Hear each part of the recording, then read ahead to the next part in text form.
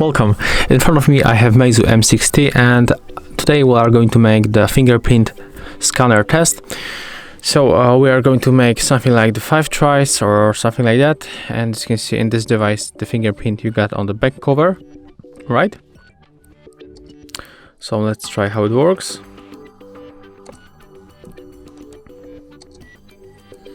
I can say that it's really fast, but the animation on this smartphone just make it looks longer, definitely.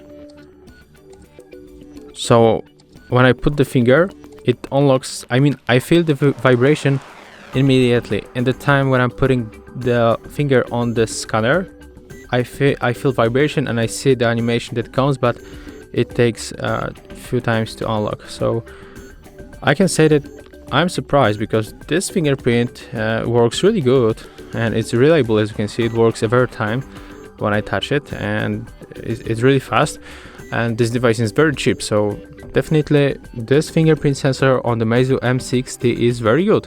So thank you guys for watching. Leave thumbs ups, comments and subscribe to our channel.